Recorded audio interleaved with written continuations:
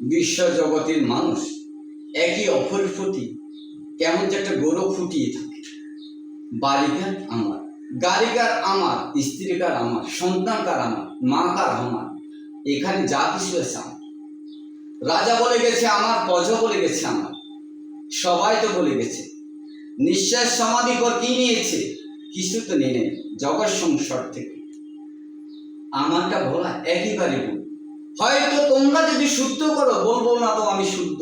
আমার তো বলতে কিছু নেই জগৎ সংসারে। যখন আমার নিঃশ্বাস ছিল, সব কিছু আমি নিয়ে ছিলাম তো ব্যস্ত। ছেলেও আমার, পরিবারও আমার, সন্তানও আমার, এখানে যা কিছু আমার, গায়ের পোশাকটাও আমার, আমার যে নীলাকাশ মাথার উপর সেটাও বলছি আমার, গাছটাও আমার। তাহলে সবে যদি আমার হয়, তোমার মৃত্যুর সমাধির বেলা দুই হাত কেন রোলকে শূন্য, নিয়ে যাও কি নিয়ে জগৎ সংসারে বুঝিয়ে দেখিয়ে দাও। তাহলে পাবে তোমরা সত্যবান সাক্ষী।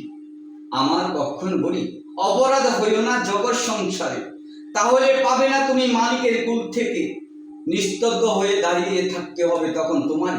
এই যে বলেছো আমার, আমার বলতে কি? যদি বলতো, তাহলে আমাদের হযরত মুহাম্মদ সাল্লাল্লাহু আলাইহি ইসলাম মক্কা মদিনার সবকিছু আমার হয়ে থাকতো।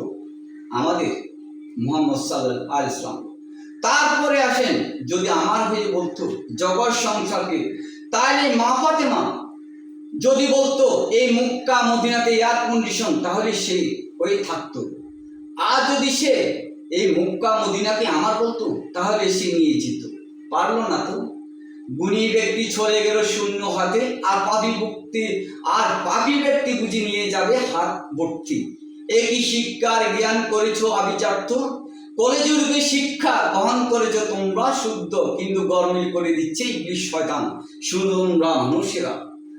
জগতের সবকিছু পণ্ডিত, লেখক, মনীষী, অসংখ্য মানুষের সমাগম।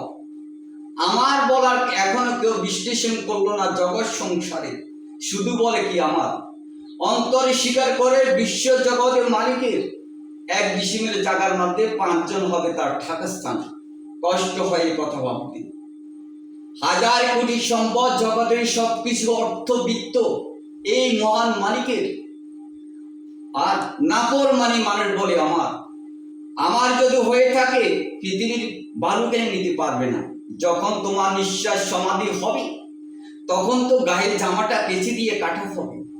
আর রয়েছে তোমাকে মৃত্যুর যাত্রীকে যেভাবে সাজিয়ে গুছিয়ে দেওয়া হয়, সেই ব্যক্তি আসবে।